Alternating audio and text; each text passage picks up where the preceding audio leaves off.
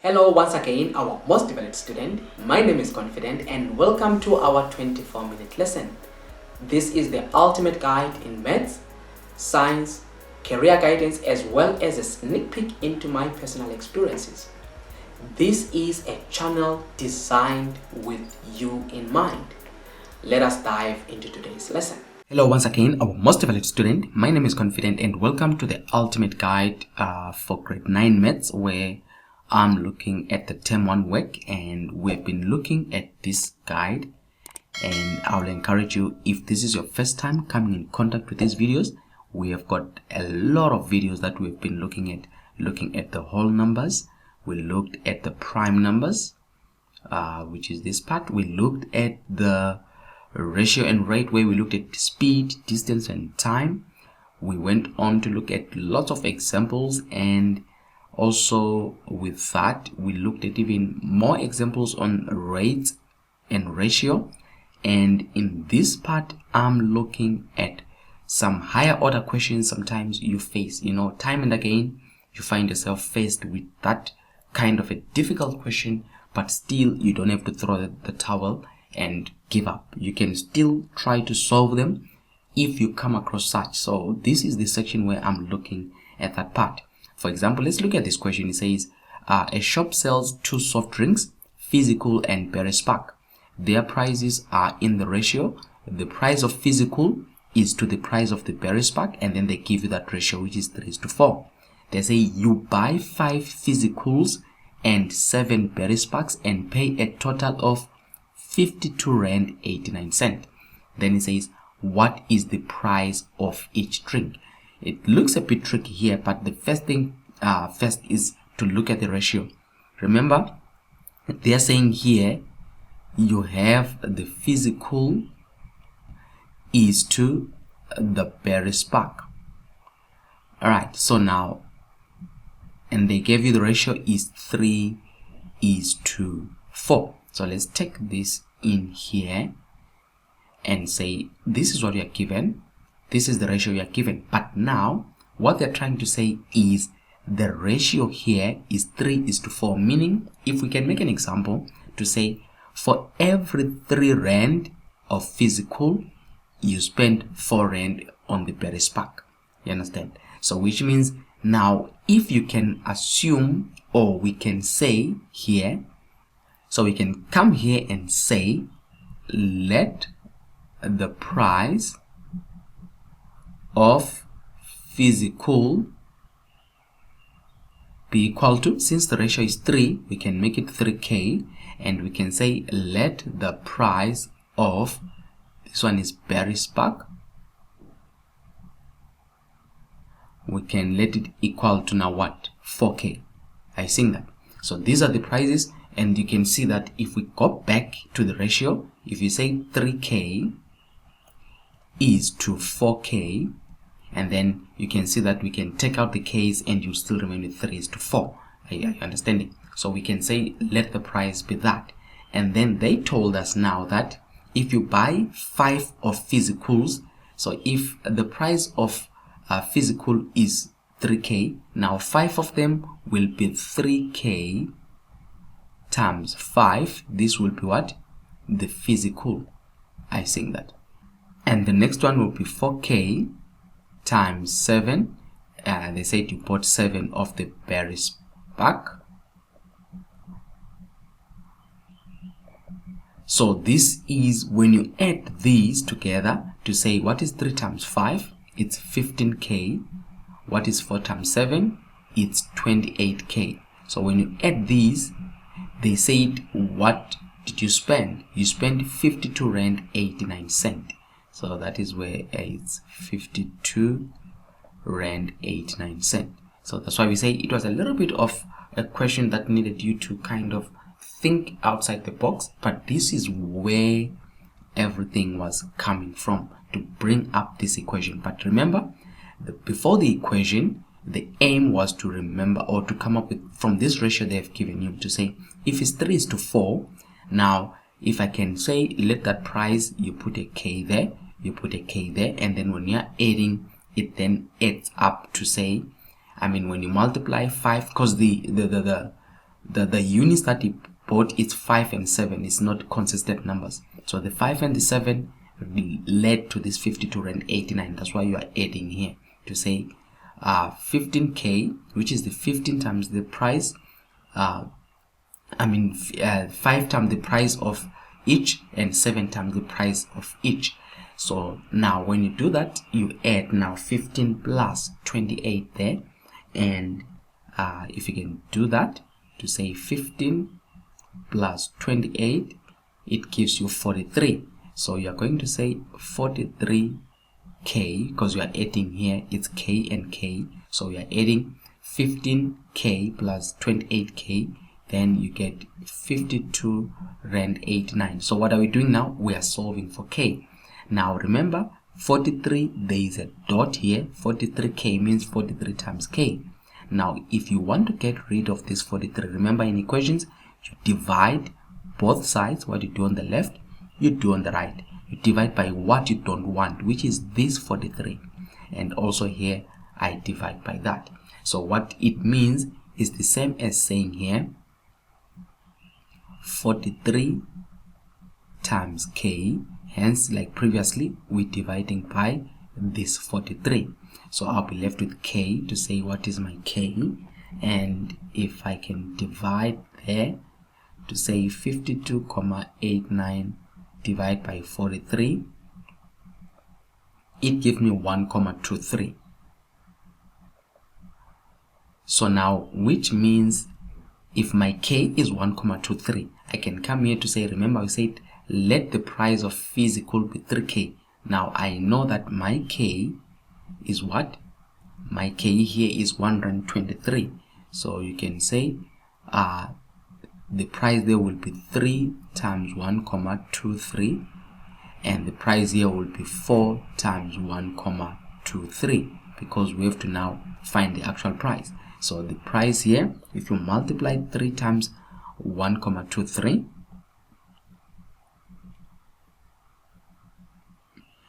it will give us 3.69, and if you multiply 4 times 1.23, it gives us 4.92. So the other one is 3.69, the other one is 4.92. So these are then the prices of what?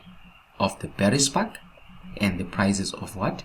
Of the physical. But now look at this. You can quickly come back to what they said here. They said the price was in the ratio of 3:4. If you take this to say for the physical is 3.69 is to 4.92. Now you can divide by the smaller ratio 3.69, and you divide 3.69 and see what you get. The first one, this one will give us 1, but what about the other one? What will it give us? If you can do that, if you say 4.92 divided by 3.69, it will give you what? You see, it will give you, say, ST 4/3, which is 1.33. Is the same thing here to say if you divide by 3, you divide by 3, that is 4.3, which is 1.33.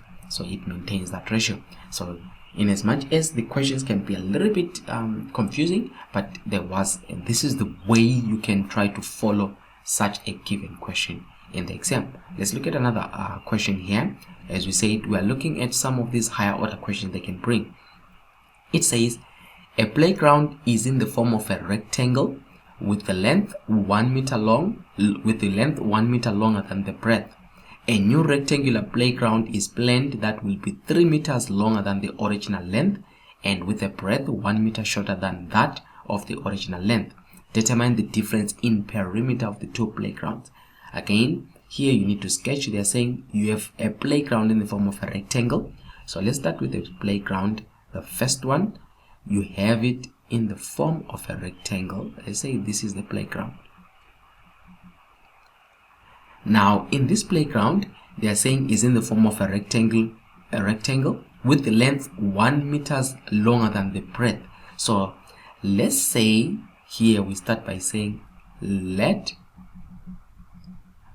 so it says 1 meter longer than the breadth. So we start with the breadth. Let the breadth be, let's say, x. Now remember what you have in the rectangle when you are labeling it. We have got the length and the breadth. So we are saying let the breadth be x, or let the breadth be b, since we're talking about the breadth, so that we don't confuse ourselves. Let the oh, it's fine, let's leave it like that. Let the breadth be x. I think it will be fine like that. Let the breadth be x. So we are saying we know that the breadth is x, and then they're saying once you know that the breadth is x, that breadth says a playground is in the form of a rectangle with the length 1 meters longer than 1 meters longer. So you come here to say, let's say for example, if the breadth was 5 meters, now the length is 1 meters longer than, it will be 5, the length then becomes 5 plus 1 because it's 1 meters longer than. Are you seeing that? So if the breadth was 10 meters was the breadth, then the length is 1 meters longer than, it will be 10 plus 1. That's what they're saying. So now if the breadth is x, it means the length then becomes the length of the breadth plus 1. Are you seeing that? So that is the key part here that they were bringing to say the other one is x, the other one is plus 1. This is the first triangle. We'll call it triangle 1. And then they are saying a new not triangle, actually this is a rectangle, sorry about that. Then they're saying a new rectangular playground is planned that will be 3 meters longer than the original length and with a breadth 1 meter shorter than that of the original breadth. Now determine the difference in perimeter of the two playgrounds. So we come here now to say you have a new playground. Let's call it like that. This is the new playground. So in this new playground, they are saying a new rectangular playground is planned with that will be 3 meters longer than the original length. So remember, this was the original length. Now if it is 3 meters longer than, so we have got the original length here, L, it was x plus 1, but if it's 3 meters longer, you add that 3. And then at the same time, they are saying with the breadth 1 meter shorter than that of the original breadth. So we come back, this was the previous breadth, it was x. Now if it's shorter than, which means it's less, you say minus 1. I think that. So this becomes our rectangle 2. And then they are saying here, determine the difference in perimeter of the two playgrounds. So that's what they're saying now. You want to determine the difference in perimeter. So what you do is, remember how you find perimeter. Perimeter is distance around the shape. So here you also have x plus 1, and here you have got x. So you need to now to add for the first one. If you are to find perimeter in the first one here, it will be P for perimeter. I'll say P1 for perimeter 1. It will be x, you add everything, plus x plus 1 plus x plus 1. So we are adding that and that and that and that. That's the perimeter. So if you say x plus, you collect like terms, you have got x. So it will be x plus x plus x plus x. There are 4 of them, and then plus 1 plus 1. So if you do that, what is x plus x plus x plus x? You have got 1 there, 1 there, 1 there. Please don't say 4x squared. It's 1 plus 1 plus 1 plus 1, which is 4x plus 2. This is the first perimeter. Are you with me? And then you come back to the perimeter number 2 here to say in perimeter number 2 also you have got x plus 1 plus 3 here, and then you have got x minus 1 here. So if we say now perimeter 2, what will it be? It will be x minus 1 plus x minus 1, which is that, and then you add that and that also, and then you've got plus x plus 1 plus 3 plus x plus 1 plus 3, saying that then perimeter 2 is equal to, collect like terms again, x, x, x, and x, which is x plus x plus x plus x, and then you have got minus 1, and then you've got minus 1, and then you have got plus 1 plus 3 plus 1 plus 3, and then you add. Similarly, you've got 1 there, 1 there, 1 there, 1 there, so you've got 4x, and then you've got minus 1. Now you can use a calculator so that you don't confuse yourself. Let's just use a calculator to say negative 1 minus 1, and then plus 1 plus 3 plus 1 plus 3 equal to, you get 6, so it will be plus 6. You see that? So we have got two perimeters. The first perimeter is 4x plus 2, the second perimeter is 4x plus 6. Then the question was, determine the difference in perimeter of the two playgrounds. Now the word difference means you take the first one, you can say the difference now means minus, so it will be p2 minus p1. The difference means subtract them, so you have got 4x plus 6 minus, put a bracket, it's 4x plus 2. It might not make sense now as I'm doing this because you have not done equations and expressions, but when you come back to the section later, when you're towards writing your exams in November, this video will even make more sense to say why I'm doing what I'm doing. It's a bit tricky now because it's first term, but you need to appreciate that you need to work with such expressions. So it will be 4x plus 6. Now this negative affects everything that is inside this bracket, so you'll have minus 4x minus 2. So you come here and say 4x, collect like terms, 4x minus 4x, and then plus 6 minus 2. When you do that, 4x minus 4x gives you 0, 6 minus 2, it gives you 4.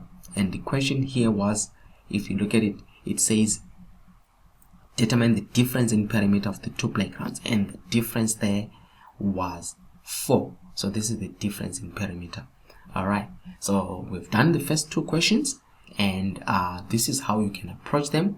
Join me again in the next session where I'm continuing with these higher order questions, and I'll be looking at 3.2.2, and I'll be looking actually it will be 3.2.2. I think we can do this part. Let's do this part once and get done with this in a single video.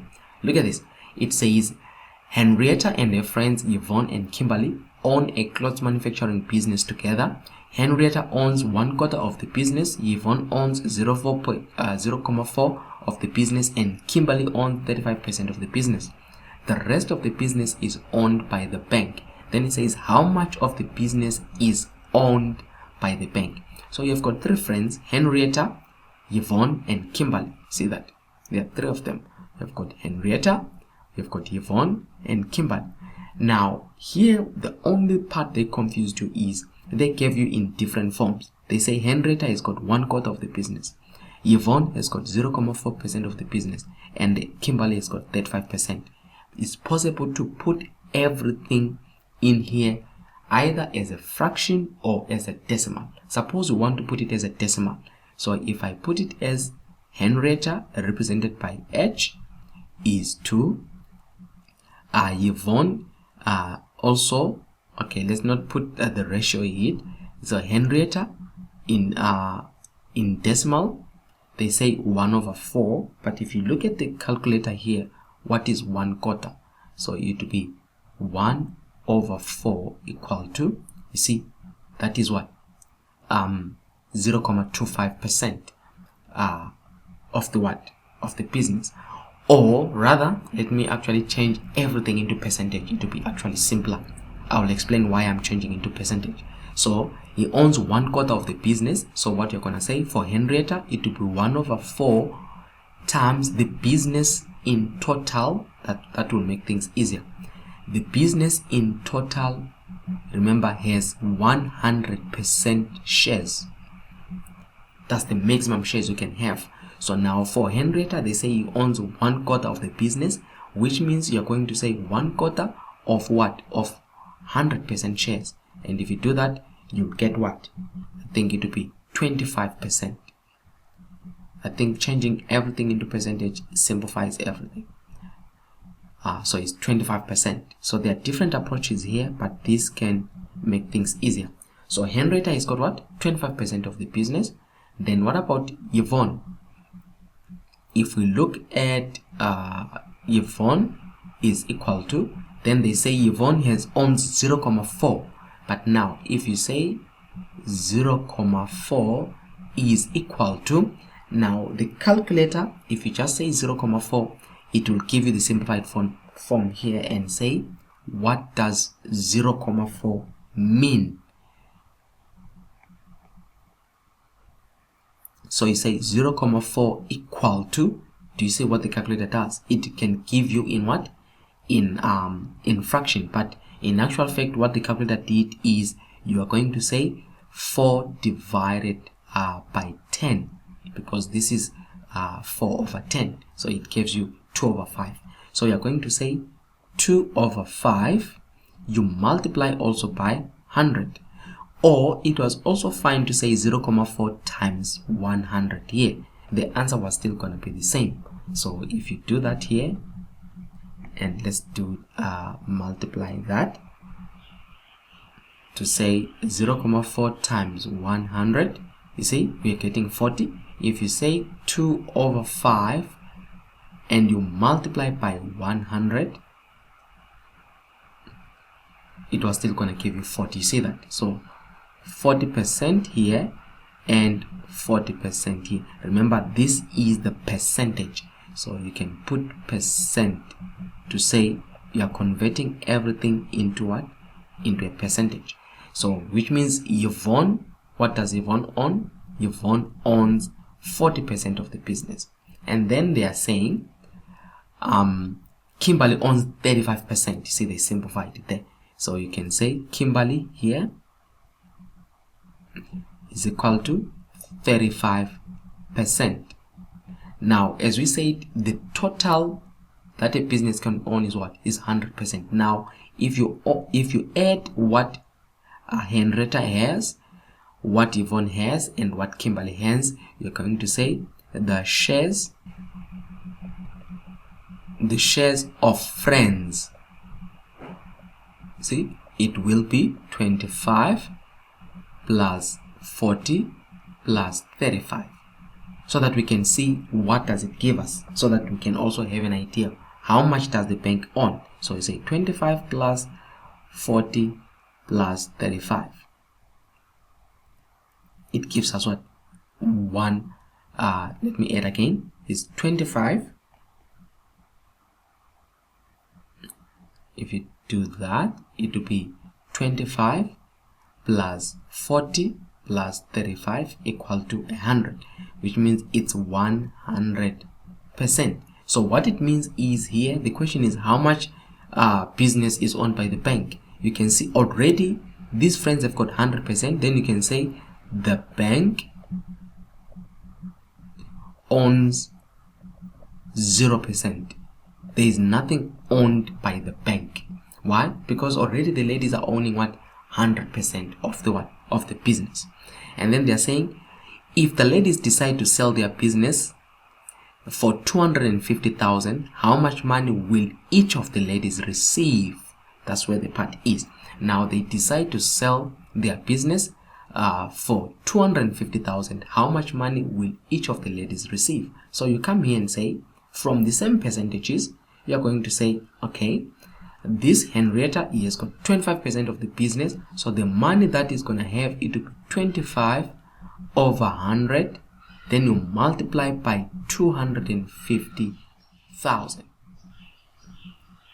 Do you see how you do that? So that's what you'll be having. Remember, it's 225% of the business. So when you take a calculator there, and then you multiply that, what you're gonna get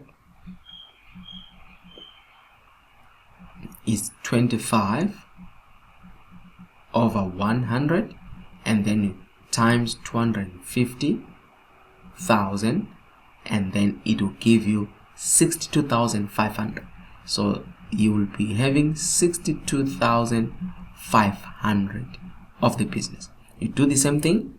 You come back to Henrietta. Henrietta owns 40% of the business. So you are going to say what? You are going to say 40 over 100 times 250,000. Again, it will give you the amount of money that is going to receive. So over 100 times 250,000 equal to, this is 100,000. So this one your phone is going to get 100,000. And then you come back to Kimberly here. Kimberly also owns 35 over 100 times 250,000. So it will now tell us how much they're gonna get, which is 35 over 100 times 250,000, then 87,500.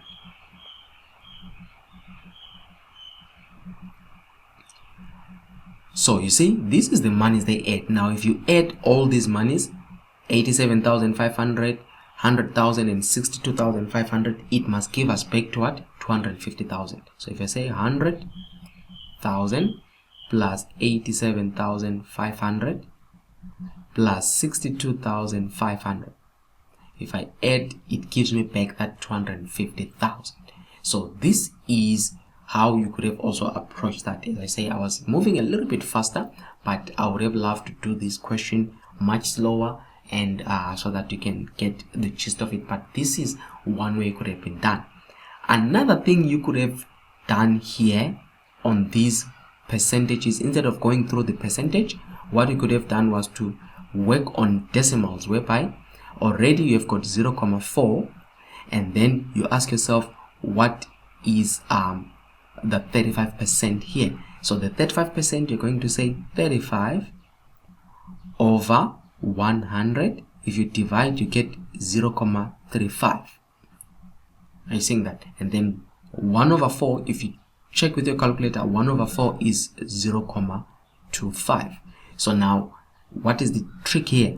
The total part, when you add 0.4 plus 0.25 plus 0.35, it must give us 1. So let's try to add that. If it gives us 1, it means we are still in a way correct in terms of they owned 100% of the business. Plus 0.25 plus 0.35. Remember, as a whole, you see, you are getting a 1. It means they owned the whole of the business, because this is like a dividing it. A whole is made up of 1. So this one owned here maybe 0.4, this one owned 0.35, and this one owned 0.25. You see that? So they earned a full 100%. That's why we're saying the bank did not own any business. So guys, this is the end of this part, and in the next lesson I'm going to look now at another part which they bring in your exam, which is direct and indirect proportion. So we're going to do a few videos on direct, one video on direct proportion and another video on indirect proportion. Now stay tuned, because these also are very important for your exam. Thank you.